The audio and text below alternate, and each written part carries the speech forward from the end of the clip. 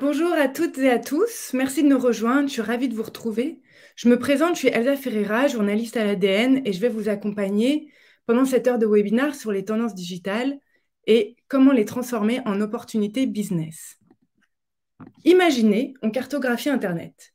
Non, je rigole, mais imaginez quand même.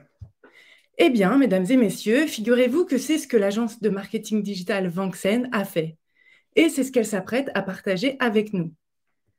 S'il y a ici des amoureux des cartes, vous allez être servis. Il y a des flèches, des flux, des couleurs, du fluo, c'est beau.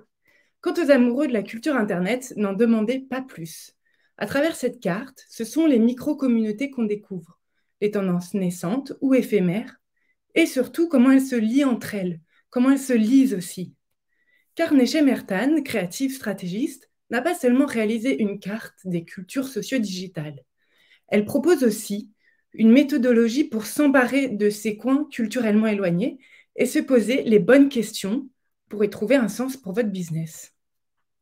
Des questions concrètes et pragmatiques destinées à vous permettre une exploration audacieuse, d'autant plus importante dans un contexte où se réinventer devient vital. Selon le cabinet de conseil Price, en 2023, 40% des patrons pensent que leur entreprise ne sera plus économiquement viable dans une décennie si elle perdure dans son business as usual. Créer différemment, d'accord, mais comment naviguer dans une société caractérisée par les mutations permanentes? Nous espérons que vous trouverez aujourd'hui des éléments de réponse. Je vous laisse donc entre de bonnes mains avec Nechem Ertan, créative stratégiste, qui va vous présenter son étude. Je vous retrouve ensuite pour une discussion avec Nechem et Lucille Gouvernel, directrice de la stratégie. Vous pourrez alors partager vos remarques, poser vos questions. D'ailleurs, n'hésitez pas à les poser dès maintenant dans le chat. On garde un œil sur ce que vous dites. Nechem, c'est à vous.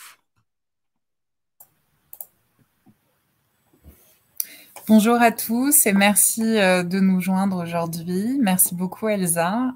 Nous sommes très contents de partager avec vous notre étude Connecting the Digital Dots in 2023.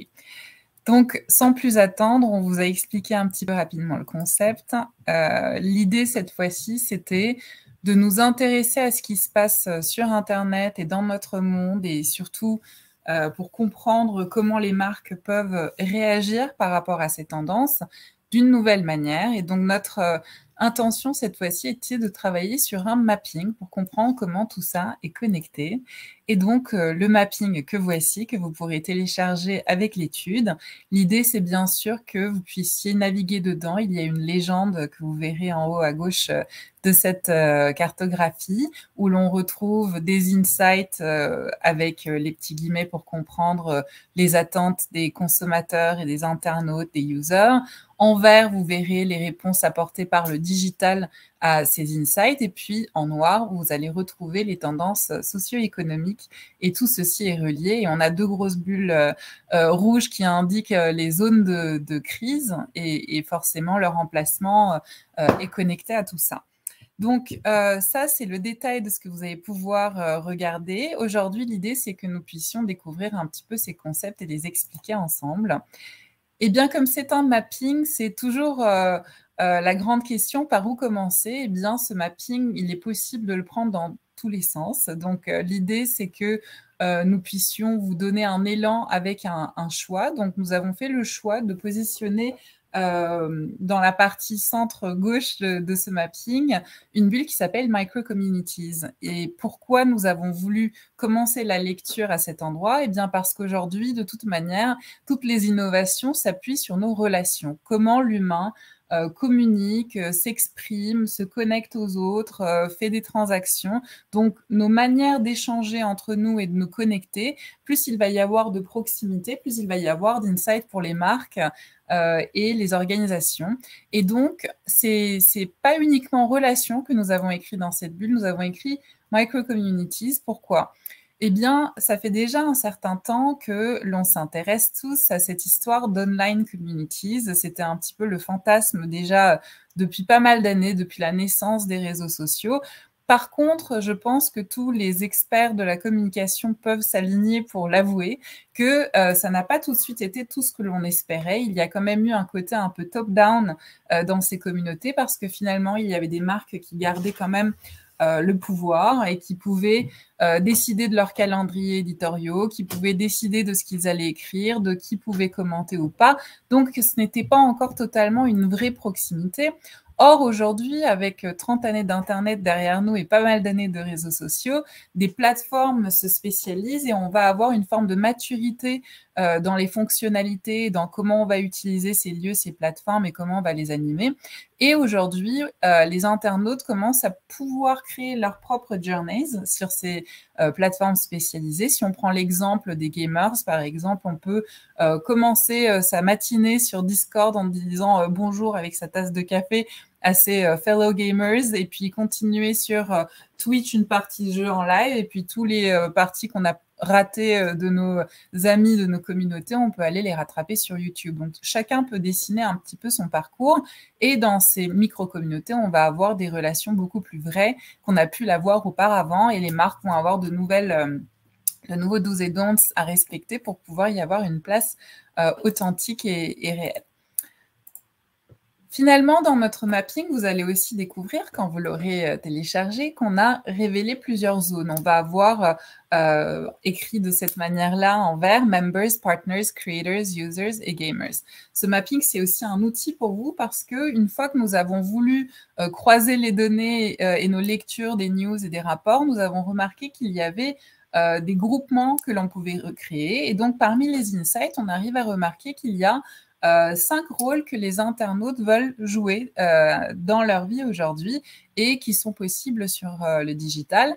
Il y a cette volonté d'être des membres ensemble dans une communauté et d'appartenir et de s'exprimer. Et pour ça, ils vont avoir besoin des outils sur les plateformes pour pouvoir être pleinement eux, pour être représentés, pour pouvoir bien communiquer.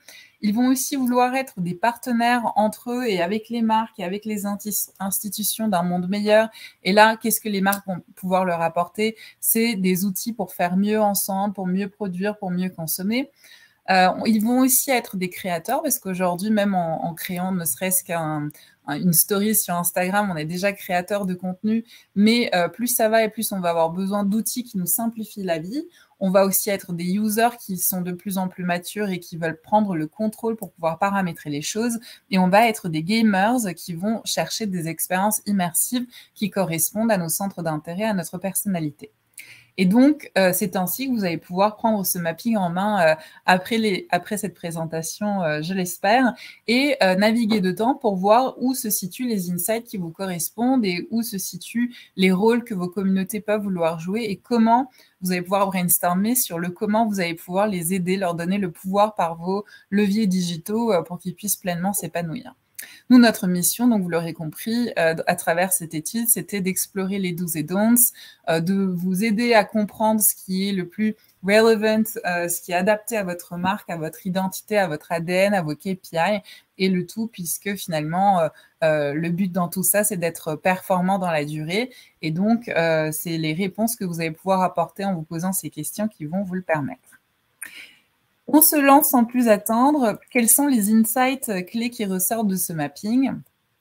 Vous allez voir aussi en téléchargeant l'étude que sur chaque slide d'insight, en haut à droite, vous allez avoir une petite, un petit carré qui vous informe sur le où vous vous situez sur la cartographie. Donc, vous pouvez lire l'étude sur un écran et regarder le mapping sur l'autre et vous promener dedans pour pouvoir le lire. L'idée, c'est aussi de ne pas s'inquiéter parce que vous n'êtes pas obligé en tant que marque d'être concerné par tout ce qui se passe sur ce mapping qui, dans un premier temps, peut être effrayant parce qu'il y a plein de petites choses écrites de partout. Mais l'idée, c'est de commencer par la bulle centrale des micro-communautés et puis de vous balader en suivant les flèches et au final, de vous demander si cette bulle vous concerne ou pas. Donc, c'est pas à prendre dans sa totalité. Et puis, vous allez aussi découvrir dans l'étude écrite que vous pourrez télécharger des slides qui sont blanches et qui vous présentent des empowering questions de nos experts et de nos différents pôles pour que vous puissiez avoir une réflexion concrète et opérationnelle aussi sur ces tendances et que ça ne reste pas uniquement de l'inspiration. Je commence tout de suite avec notre premier slide d'insight. From content creators to content generators, l'idée ici, c'est de vous parler un petit peu des insights qui sont au cœur de la création de contenu. Plus ça va et moins on va parler d'influenceurs et on va parler de creators parce que cette année, la quatrième application la plus téléchargée devant même Snapchat était une application qui vous aide à simplifier, qui est un outil de création de contenu, CapCut, avec le Capture Cut, donc qui vous permet de mettre en forme les contenus que vous voulez partager. Et donc, ce chiffre est de plus en plus croissant. Il y a de plus en plus de créateurs de contenu. Certains vont être plus experts que d'autres. Mais à côté de ça, on a aussi la naissance des prompters parce qu'on est désormais dans l'ère de l'intelligence artificielle et on va de plus en plus utiliser les outils comme DALL-E, Midjourney, etc. pour créer des contenus.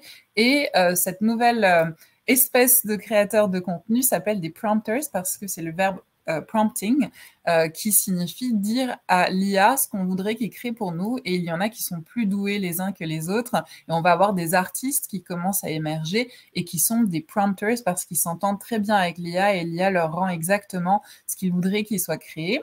Dans l'étude, vous allez voir aussi en bas à chaque fois ces petits carrés d'articles avec des petites informations clés. Quand vous cliquez dessus, vous pourrez accéder à l'article dans sa globalité et ainsi, ça vous permet d'avoir une petite press review aussi pour comprendre où on a été trouver ces insights. Opinion leaders that represent. Donc, on parlait des créateurs de contenu. Ce sont souvent des leaders d'opinion, les créateurs de contenu qui ont le plus de personnes qui les suivent et qui sont bien intégrés dans leur communauté.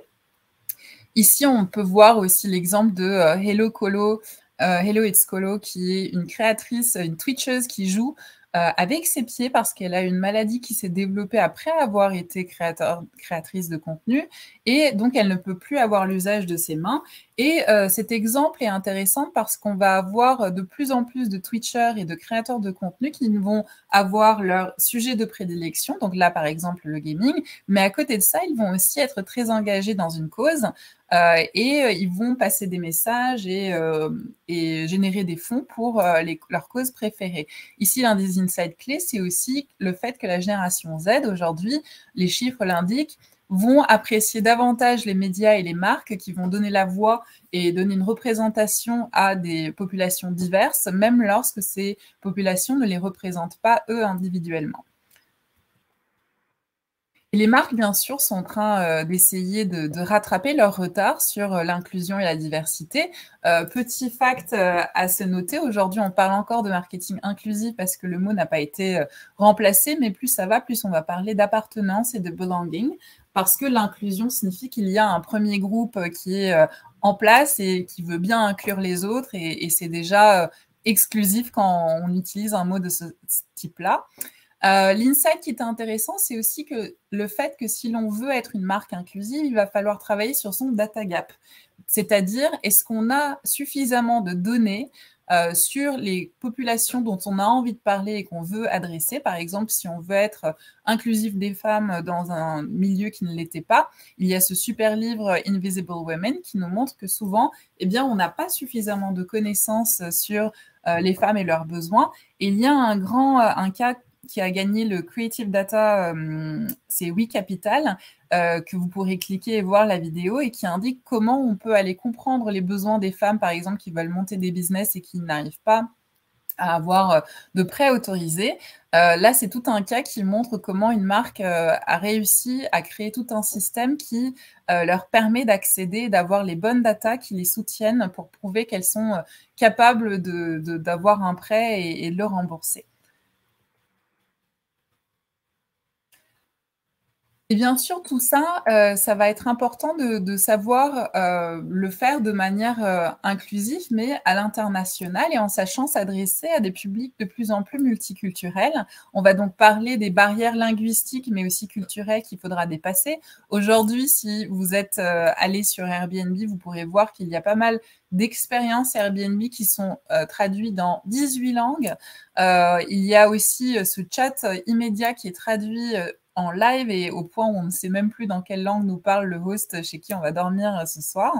Mais il n'y a pas uniquement ces sujets de langue. il y a aussi le fait de savoir être dans la transcreation, c'est-à-dire créer le message que l'on veut faire passer de manière respectueuse des cultures auxquelles on s'adresse. Et le Bread Exam était un case study qui date d'il y a 1 an, je crois, où on peut voir un message passer sur la notion de comment est-ce qu'une femme peut se faire de l'autopalpation pour éviter d'avoir un cancer, pour vérifier. Et là, on est dans un pays musulman où on va plutôt passer par une co-création avec une chef très connue qui va montrer comment faire du pain et donner à la pâte la forme de sein. Et comme ça, on va pouvoir montrer les bons gestes à faire sans montrer de personnes dénudées. Et comme ça, on est dans le respect de la culture tout en faisant passer le message. Et petit message aussi sur ce sujet, Meta a lancé tout un programme qui s'appelle No Languages Left Behind parce que il est évident de nos jours que l'on ne peut pas accéder à toute l'égalité des cultures et de la connaissance et aux opportunités business si nos langues ne sont pas représentées sur Internet, et ils sont en train de travailler sur inclure les langues aujourd'hui qui n'ont pas accès à Internet.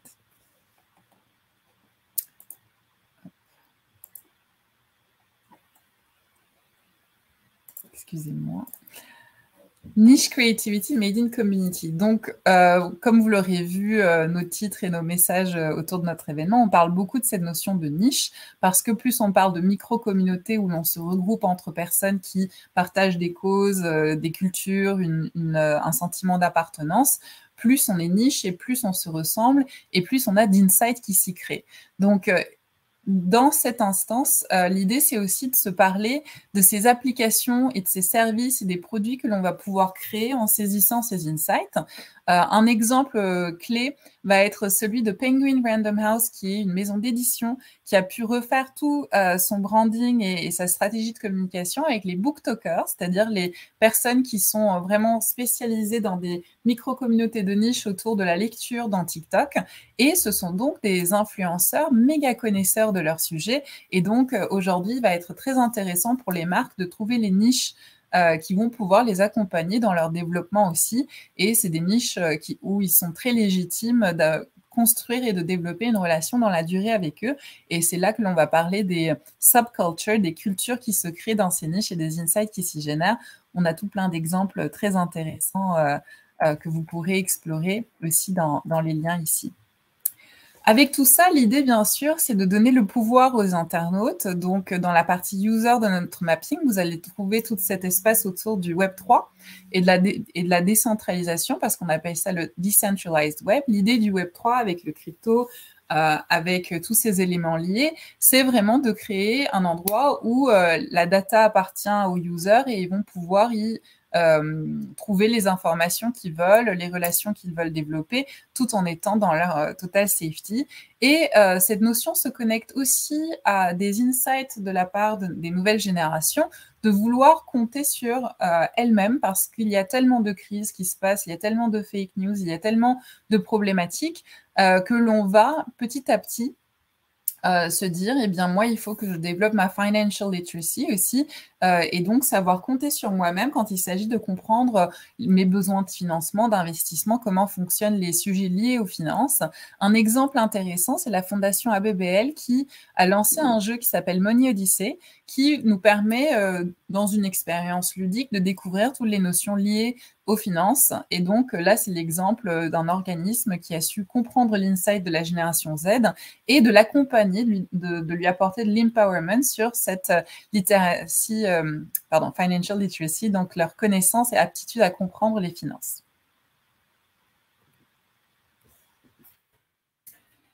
Dans tout ça, on va aussi observer, justement, puisqu'il y a toutes ces crises, des personnes qui vont vouloir rester dans les bulles qu'elles se créent, c'est-à-dire rester dans leur plateforme de streaming qu'elles aiment bien, où elles sont abonnées, rester dans leurs réseaux sociaux. Et donc, on va plus ça va aller, plus on va être dans ce qu'on appelle le gloom escape, essayer d'échapper à soit des choses auxquelles on ne fait pas confiance ou des choses qui nous paraissent être trop gloomy parce que c'est la fin du monde. Eh bien, dans toute cette optique, les marques vont devoir essayer de trouver leur place quand même pour vendre leurs produits et services. Et c'est là où l'équilibre à trouver, c'est de ne pas déranger les internautes, mais d'avoir un tel alignement avec ce qu'ils étaient en train de consommer comme contenu que on va presque pas s'en rendre compte. C'est pour ça qu'on va parler du seamless. Et donc, ici, un exemple assez clé, c'est par exemple quand vous êtes sur Spotify et que vous écoutez Metallica et que Spotify vous dit « Ah bah tiens, il va y avoir à Paris au mois de mai des concerts de Metallica, est-ce que ça ne te dirait pas d'acheter des billets ?» Et là, on ne se rend pas compte parce qu'on est des fans et ça ne nous dérange pas. On est content limite d'avoir cette information. Ou alors, si on a l'appli Shop the Scene, on est en train de regarder Emily in Paris sur Netflix et puis on adore la robe qu'elle a dans la saison 2, épisode 3 et on peut l'acheter immédiatement dans cette application. Donc, l'idée, c'est de créer ces alignements pour pouvoir consommer de l'information, des services et des produits dans nos cercles non secrets. Avec tout ça, on va aussi parler du métaverse, bien sûr. Le métaverse, on en a beaucoup parlé. Quand on regarde les études, les chiffres nous montrent que les internautes n'y sont pas encore totalement. Les chiffres montrent qu'on commence à comprendre ce que c'est, mais est-ce qu'on meurt d'envie de passer du temps dans le métaverse? Pour l'instant, on n'y est pas totalement. Mais à côté de ça, il y a un nouvel Eldorado économique qui est pressenti dans le métaverse parce que plus ça va, plus on va essayer de générer moins de waste, de générer moins d'usage et d'achat et de consommation dans le monde physique, mais dans le monde digital, si on arrive à bien sortir, on va pouvoir avoir plein de collectibles qui vont être vendus pour augmenter les expériences des internautes. À côté de ça, il faut quand même préciser que le métaverse va être à son plein pouvoir lorsqu'il y aura une notion d'interopérabilité entre ces collectibles, c'est-à-dire que si j'ai gagné une armure dans un jeu et que je vais aller prendre un verre virtuel dans un autre espace, que je puisse avoir cette armure que j'ai gagnée, ou bien les Nike collectibles que j'avais achetés pour mon avatar dans mon autre espace, que je puisse aussi l'avoir de par ailleurs. Et donc, le fait de pouvoir posséder les mêmes biens et objets virtuels dans tous nos univers, ça va permettre de connecter l'économie de ces plateformes et c'est quelque chose qui est très attendu pour pouvoir développer ça. Vous l'aurez compris, on n'est plus dans un monde binaire entre le physique et le digital. Le digital est à son plein apogée. Pour les Gen Z aujourd'hui, si une expérience ne peut pas être poursuivie en digital, elle n'existe pas. Et donc, à côté de ça, on va aussi avoir un alignement, un équilibre à créer parce que comme on a pu, par exemple, chez soi, ne pas vouloir avoir des packaging très présents parce qu'on n'avait pas envie de sentir la surconsommation, on n'a aussi pas envie d'avoir des objets digitaux qui nous invitent à nous connecter constamment dans nos lieux de vie. Et il y a cette petite tendance qui montre qu'il va y avoir des objets, comme par exemple Amazon en a créé, d'ambient intelligence, où on va avoir des couvertures en bois par-dessus des objets digitaux. On va avoir des boucles d'oreilles qui sont en réalité des earpods, mais il y a une perle dessus, donc quelqu'un qui voit ne voit pas qu'on a des écouteurs. Donc, on va un petit peu essayer de commencer à cacher la technologie pour ne pas se sentir agressé. On peut faire un digital detox même en présence d'objets virtuels. Et c'est un équilibre qu'on est en train de créer pour avoir cette immersion tout en étant dans le seamless aussi. Ces espaces, puisqu'on va de plus en plus y vivre, il faut aussi qu'ils puissent être safe, qu'on puisse s'y sentir en sécurité. C'est pour ça qu'Interpol, aujourd'hui, a créé son propre métaverse pour pouvoir y expérimenter autour des crimes qui vont pouvoir exister sur le métaverse demain, pour pouvoir les anticiper, pour pouvoir mettre en place les lois ou les mesures nécessaires. Demain, les marques qui vont créer ces espaces vont être des hôtes et vont devoir aussi anticiper les règles d'usage et de comportement. Dès qu'on a lancé ces univers virtuels, il y a déjà eu des événements de MeToo. Aujourd'hui, il y a des bots qui commencent à plagier des identités. En France, on a mis en place des lois pour pouvoir protéger contre les influenceurs qui s'expriment sur des sujets qu'ils ne maîtrisent pas. Par exemple, des influenceurs qui vont vous donner des conseils en finance alors qu'ils n'y connaissent rien. C'est plus possible. Donc, on est en train aussi de travailler en tant qu'industrie sur ces notions-là pour que les univers où on va vivre aussi en digital ou en virtuel puissent être safe pour nous. C'est aussi les users qui prennent les devants des choses parce que les documentaires le montrent, les études le montrent, on est de plus en plus self-conscious, on a envie de consommer mieux et moins aussi dans le digital. On va par exemple se désabonner des 15 newsletters qu'on avait et n'en garder plus que 2-3. Bien sûr, celui de l'ADN, on va le garder. Et donc, on va faire nos choix pour réussir à être vraiment au plus près de ce qui nous intéresse en passant moins de temps sur ces choses-là. On ne passe pas moins de temps sur Internet, mais on va essayer de mieux canaliser. Et à côté de ça, on a trouvé cet article, cette campagne de Canal+ qui permet de transformer les kilomètres parcourus en épisodes de séries gratuits. Là, on comprend le côté, bon, le binge-watching, c'est pas bien, donc il faut sortir, il faut marcher, il faut aussi vivre dans la vraie vie, le monde physique. Donc, le tout est une recherche d'équilibre qui est en cours. Cette recherche d'équilibre, bien sûr, est aussi en train de s'opérer dans le digital parce que les acteurs du digital sont en train de faire rimer transformation digitale avec transformation RSE, DEI, Sustainability. On est en train de se rendre compte que le fait de, par exemple, encore mieux cibler nos publicités va nous permettre de consommer moins d'énergie et de faire moins d'exposition. Et à côté de ça, il y a plein d'éléments, d'outils digitaux qui vont nous permettre d'être plus responsables. On peut travailler sur l'inclusivité des plateformes que l'on crée. On peut se questionner sur les formats. Est-ce qu'on a besoin d'avoir autant de vidéos? Est-ce que c'est pas trop lourd? Ou alors, les industries, comme par exemple la mode, vont aussi utiliser des fonctionnalités digitales en utilisant les QR codes pour avoir une meilleure traçabilité de tout leur supply chain. Donc, il y a une vraie transformation qui est en cours et plus ça va devoir être sustainable. Et il va falloir faire davantage que d'en parler pour éviter le greenwashing, n'est-ce pas? Dans d'autres mots, finalement, tous ces insights, c'était pour vous parler de l'empowerment que les marques vont pouvoir apporter à leur communauté en utilisant le digital. Parce que aujourd'hui, ces internautes ne veulent pas nous sentir présents en train de les agresser avec des messages pour qu'ils achètent des choses. Aujourd'hui, il y a des communautés en place et c'est aux marques d'essayer de trouver où se situent les communautés existantes avec lesquelles elles vont pouvoir développer des relations. Ce n'est plus uniquement moi, marque, ma communauté de marque, c'est plutôt il existe des communautés authentiques et organiques et comment je vais pouvoir, moi, y trouver ma place, là où je suis plus légitime, parce qu'il y a des valeurs partagées, etc. Et c'est ainsi que l'on va permettre aux internautes d'être des digital protagonistes, c'est-à-dire des internautes qui dessinent finalement leur journée transmédia à travers tous les points de contact existants, à travers toutes ces plateformes d'expérience qui sont possibles.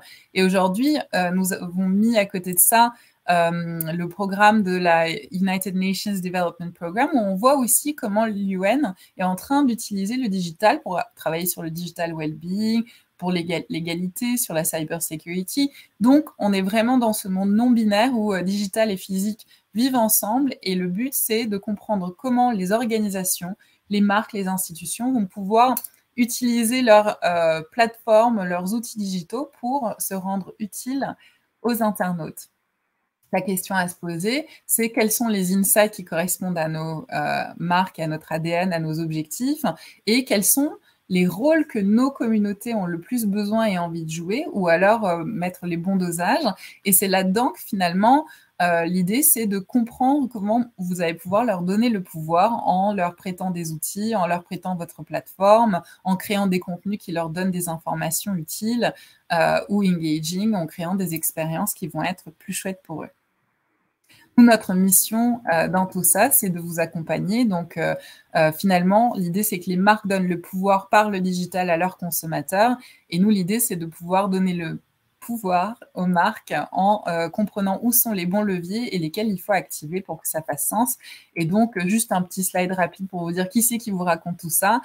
Nous sommes donc Vanksen et nous avons 6 piliers serviciels. On vous accompagne sur le brand design, la brand protection, le social, la performance, les digital platforms, data et analytics et tout ça. On vous donne rendez-vous sur notre tout nouveau site web pour pouvoir les découvrir en détail. Si vous avez des questions, vous savez où nous trouver.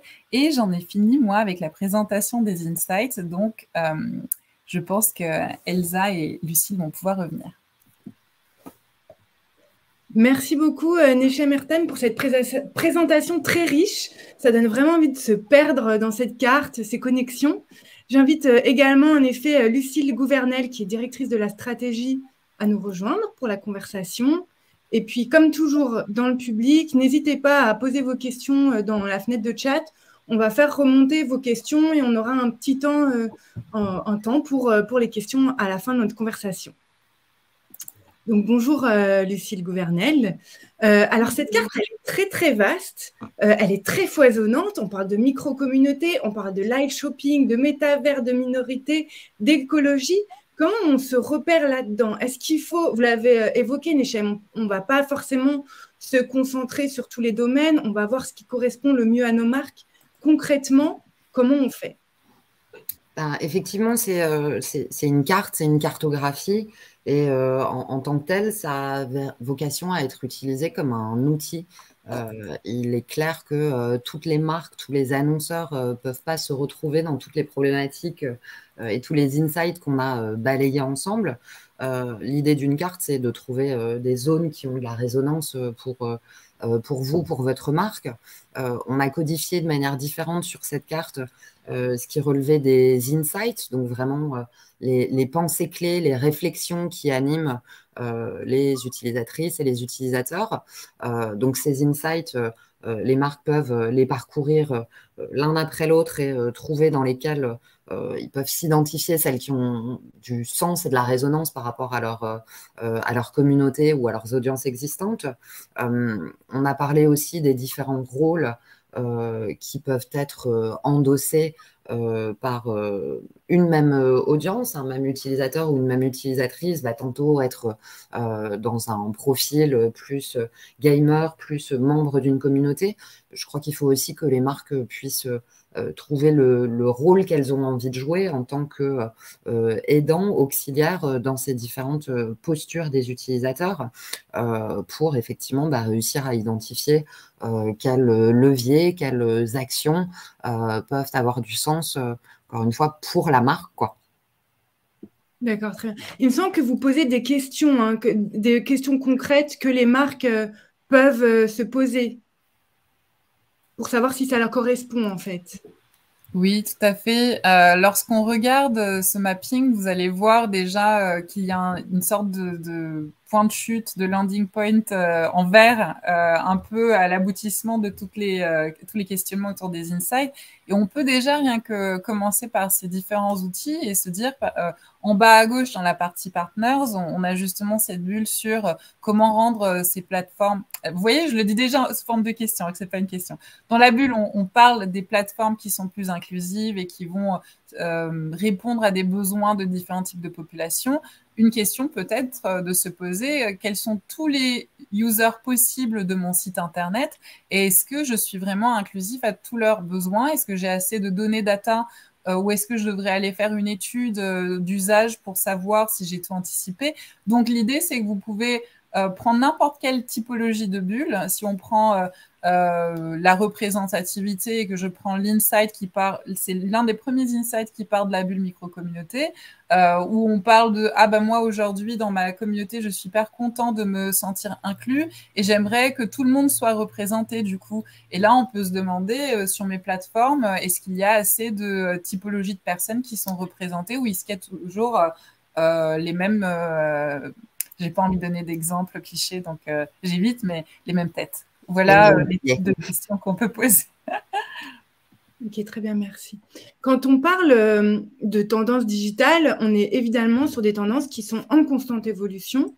Est-ce que pour autant, ces tendances, elles sont éphémères? Et comment, quand on est une entreprise, on peut savoir si l'on n'est pas en train d'investir du temps, de l'argent dans une tendance qui sera remplacée par une autre dans une semaine? Je pense que c'est pas nécessairement la bonne manière de formuler la question. Il faut déjà se demander qu'est-ce qu'on souhaite en faire et qu'est-ce qu'on souhaite y trouver. Quel est le KPI sur lequel on a envie de se fixer. On va prendre l'exemple du méta puisque c'est sur toutes les lèvres et ça brûle. C'est une question brûlante pour les marques qui nous écoutent. OK, est-ce que je dois y aller? Quel intérêt ça présente? En fait, ça peut en présenter plein. C'est-à-dire que oui, on constate, et Nechem le disait, qu'il y a un petit peu des déserts expérientiels sur le méta. Donc, il y a des marques qui se lancent, les plateformes qui sont évidemment dans un processus d'évangélisation. Donc, des marques se laissent prendre au jeu, tentent l'expérience et puis essayent de créer un univers et finalement, il n'y a personne au rendez-vous. Donc, on peut se dire, OK, c'est dommage, mais déjà, la valeur du testing, je pense que c'est hyper important pour une marque, de la R&D tout simplement. Donc, on n'est pas obligé d'y trouver directement une valeur mercantile. Je pense que c'est bien de s'habituer à tester. C'est aussi comme ça qu'on apprend à surfer sur la vague. Du coup, on a aussi tendance à se dire, bah voilà, quand on se lance dans ce type d'expérience, on essaye forcément de construire sur la durée. Et oui, idéalement, c'est mieux de créer un univers dans lequel on aura envisagé des contenus, de la récurrence, un agenda, des événements et enfin, voilà, que ce ne soit pas juste du one-shot. Forcément, ça, c'est la version idéale. Maintenant, à nouveau, si on se dit, bah ok, en fait, on a juste testé un one-shot déjà pour se roder un petit peu en interne sur nos propres capacités, et puis parce qu'il y avait une OP, une occasion, un événement qui le justifiait, et bah, dans 3 semaines, ça n'aura plus lieu, ce sera peut-être caduc, mais on a réussi à en tirer du contenu qu'on a diffusé sur d'autres supports, par exemple, bah, en fait, c'est plus un one-shot.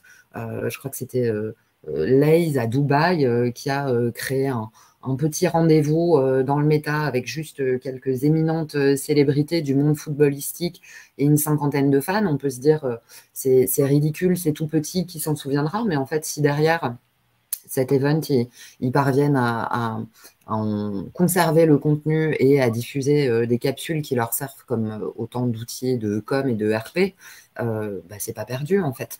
Donc, je pense qu'il ne faut pas forcément avoir peur de tester et peur de se lancer. Et puis, il faut savoir ce qu'on va y chercher, quel est l'objectif de ces démarches. D'accord. Donc, savoir prendre des risques pour les marques aussi, en fait. Tout à fait.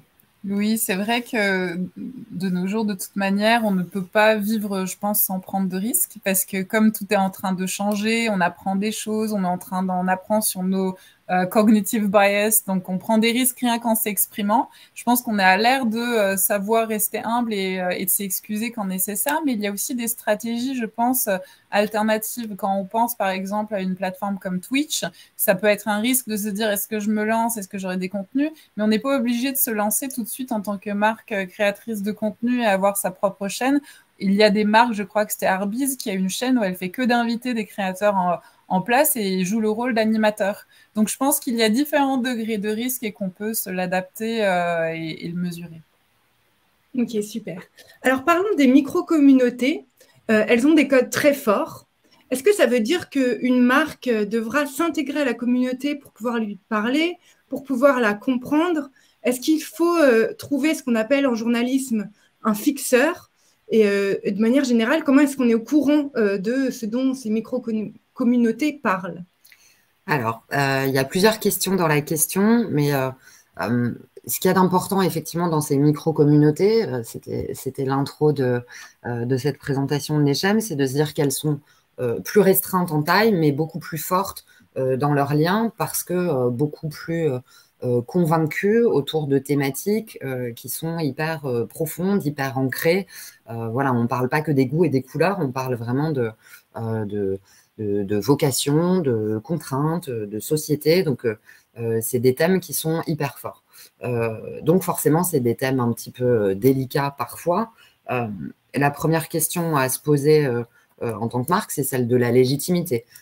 Si j'y vais de manière opportuniste parce que je ne vais pas reciter les exemples de marques qui se sont déjà pris les pieds dans le tapis en se disant oh bah tiens, aujourd'hui body positive, c'est un truc hyper important, on va parler à toutes les femmes. Bon, déjà, toutes les femmes, c'est probablement une erreur de l'imaginer comme ça.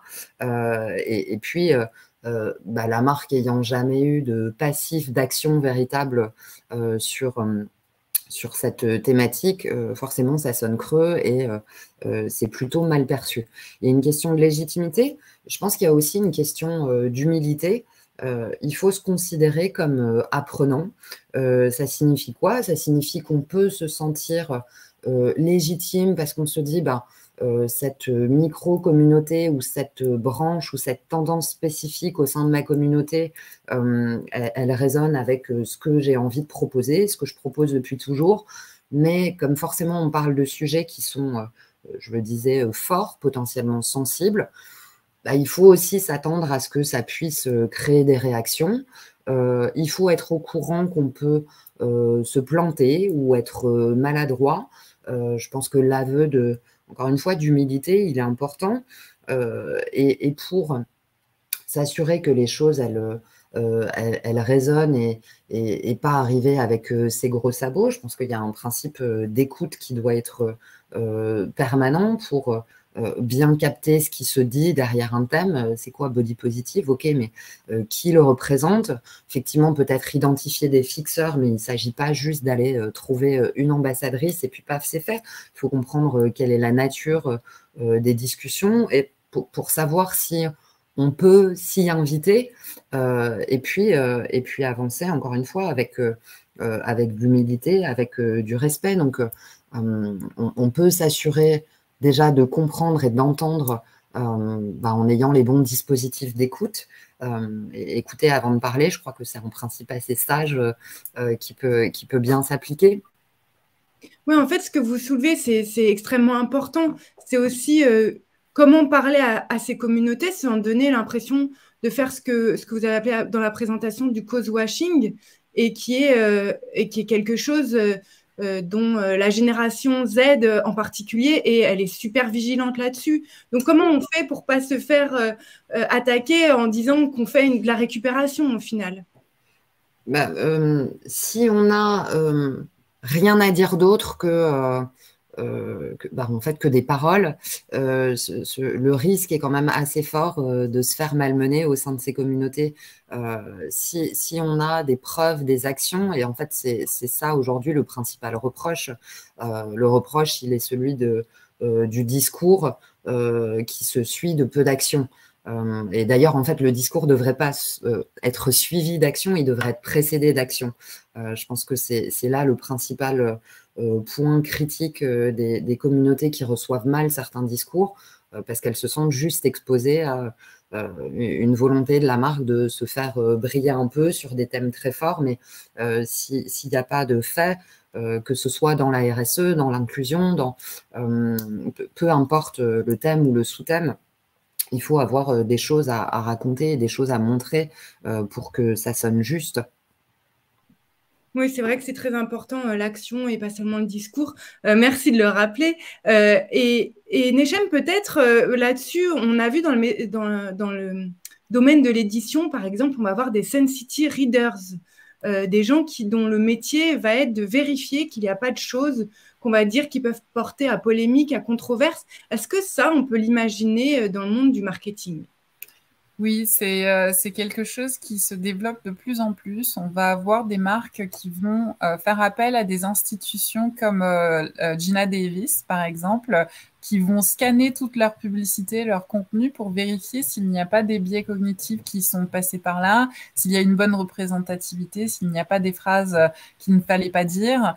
Et puis, ça permet aussi d'apprendre. C'est pas uniquement pour éviter le choc une fois publié, mais ça permet aussi aux marques d'évoluer en faisant appel à ce type d'intervenants légitimes. Lucille, un mot là-dessus? Effectivement, les sensitivity readers, c'est un dernier check avant publication, mais ce qu'on a vu aussi dans les bonnes pratiques et dans les cases vraiment inspirants sur ces sujets, je repense à British Telecom qui a cette super initiative qui s'appelle Hope United, qui existe depuis quelques années maintenant, qui lutte contre le cyberbullying. La marque s'est sentie légitime sur ce thème en se disant, nous, en tant que fournisseur de telco, on est concerné par le cyberharcèlement, donc on doit forcément avoir un rôle à jouer là-dedans. Maintenant, avant d'avancer, encore une fois, juste dans une posture de communication, se dire, OK, c'est un sujet dans lequel on a probablement un rôle à jouer. Maintenant, c'est un sujet complexe. On a besoin de se faire accompagner. Donc, ils ont travaillé avec des associations, des personnes concernées, avec des juristes, avec des experts. J'en reviens à la posture d'humilité, se dire, OK, j'ai probablement quelque chose à dire, mais j'ai conscience aussi que ça me dépasse un petit peu.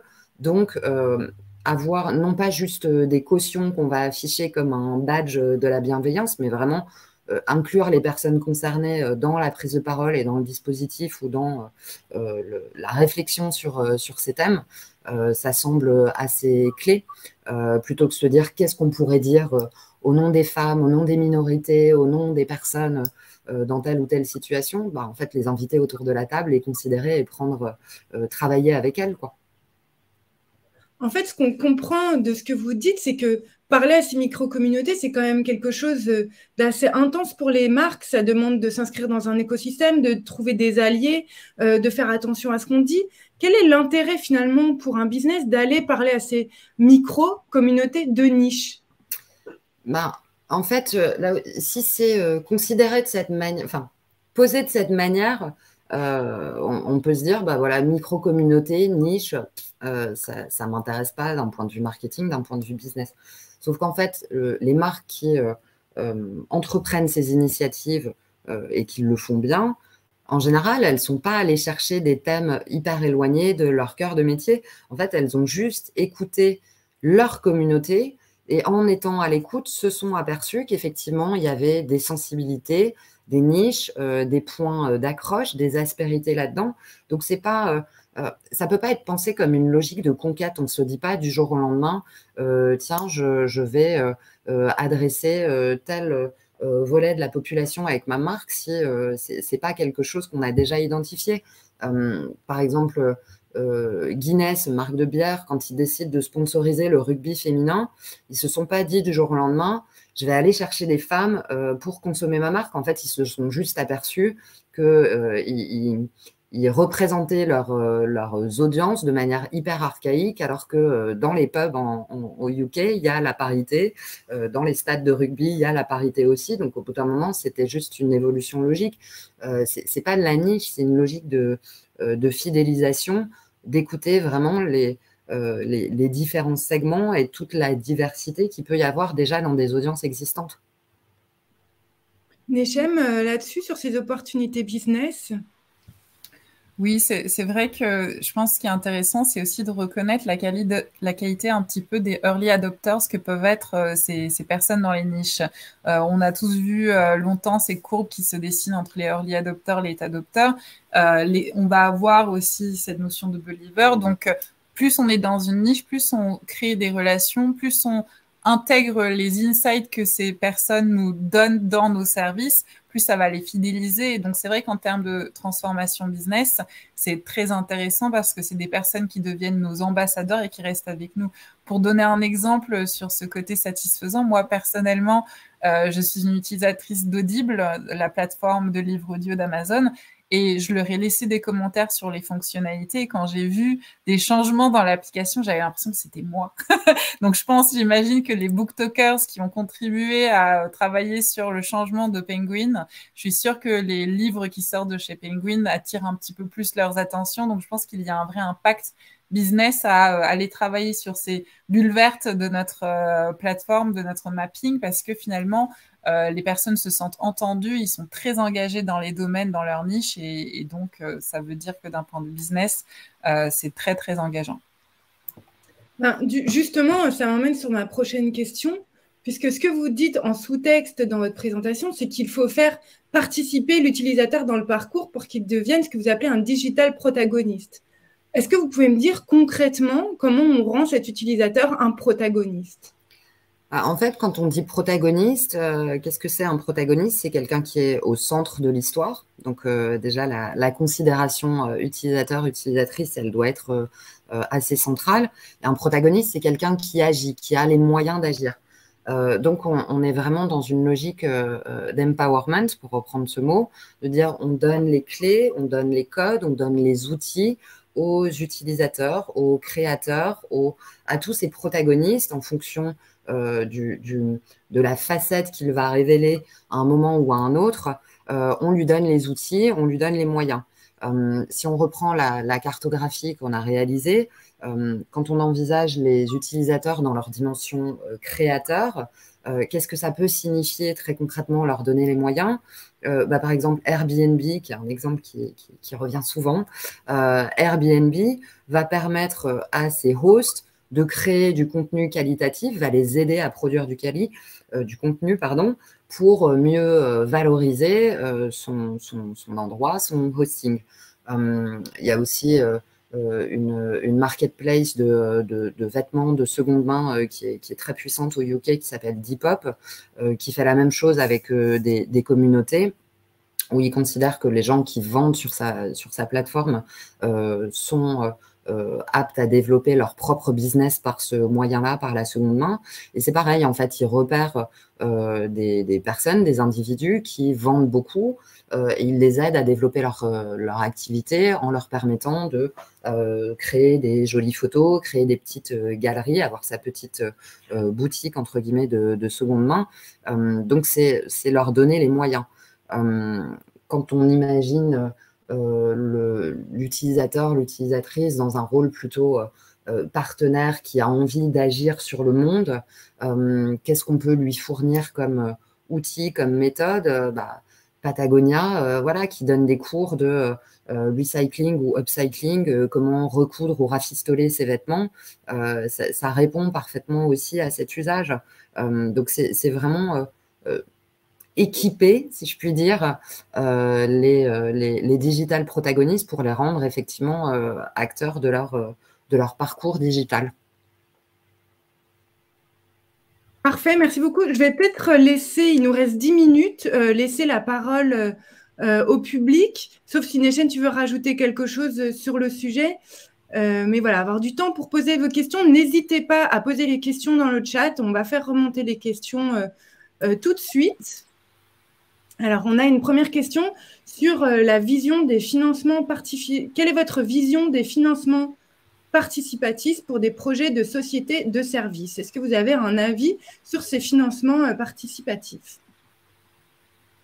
Alors, il faut qu'on brainstorm la question. Si la personne peut un peu la préciser, peut-être ça nous aiderait. Mais en attendant, la première chose qui me vient à l'esprit, et Lucie n'hésite pas à compléter si besoin, mais quand j'entends financement participatif, j'entends déjà qu'il faut pouvoir intéresser une communauté au projet, à la cause, à l'objectif à atteindre. Et donc, on demande quand même aux personnes de vraiment s'engager à contribuer. Et puis, on devient souvent copropriétaire de ce projet. Et donc, l'idée va être de donner d'abord les bons contenus pour pouvoir raconter l'histoire qui est derrière ça, en quoi je vais me sentir appartenir à ce projet, en quoi j'y crois, quelle est l'histoire, qui sont les personnes derrière ce projet, et puis derrière, peut-être donner toutes les informations pédagogiques autour de ce financement, comment ça va fonctionner, apporter de la transparence. Donc, la première chose qui me vient à l'esprit, c'est vraiment de bien créer les fondements d'une telle campagne, parce que c'est une campagne finalement de financement qu'il va falloir avoir, et puis trouver où sont les bonnes personnes. Sur ce mapping, on voit tout un écosystème possible de niches de personnes à aller toucher, et on parle aussi beaucoup de performance, donc il se peut qu'il y ait besoin d'une bonne stratégie média derrière. Donc voilà les premières choses qui me viennent, mais est-ce que... Lucille? Oui, j'abonde évidemment dans ce sens. Je crois que la question, c'était autour des financements participatifs pour les sociétés de services. Alors, c'est vrai qu'on se dit société de services, est-ce que ça peut susciter l'engouement des foules et un fundraising de dingue? Mais pourquoi pas, en fait, je rejoins Nechem sur la question du projet et de comment on embarque dans le projet. Donc, il va plus être question de savoir le présenter, le raconter, s'assurer que le projet puisse avoir de la résonance avec une ou l'autre communauté qui suscite de l'adhésion. La question du financement, en général, vient de là. Donc, savoir faire résonner son projet et la manière de le raconter avec des audiences qui ensuite auront envie d'y contribuer. Là, je vois que la personne a précisé ouverture permanente du capital de l'entreprise. Là, dans ce cas-là, c'est vraiment l'identité de la marque qui va être aussi importante, parce que là, dans ce cas-là, on crée vraiment une sorte de cercle d'adhésion autour d'une entreprise. Donc, plus vous allez être capable de travailler sur votre plateforme de marque, bien l'exprimer, plus vous allez être capable de mettre en valeur justement les valeurs clés qui vous aident, le pourquoi. C'est vraiment le why qui va être important, je pense. Et puis, ce qu'on appelle l'unique value proposition, c'est-à-dire que à quoi ça va leur servir, pourquoi ça va être bénéfique, pourquoi ça va être rentable, vraiment mettre en avant les bons messages clés. Merci beaucoup. Donc, en attendant davantage de questions, moi, j'ai une petite question à vous poser en plus. Vous avez parlé des utilisateurs conscients, c'est une notion très importante. Et on demande aussi de la conscience de la part des entreprises, et notamment dans les usages digitaux. On a vu toutes ces campagnes de time well spent, de comment on fait du moins, mais mieux sur Internet. Est-ce que ça, c'est un petit peu un vœu pieux? Comment on fait pour une marque pour faire du moins, mais mieux? Au risque de surprendre, en fait, il y a plein d'éléments de réponse. Il y a plein de manières de le faire. Effectivement, il y a des campagnes, il y a un petit peu des coups de com'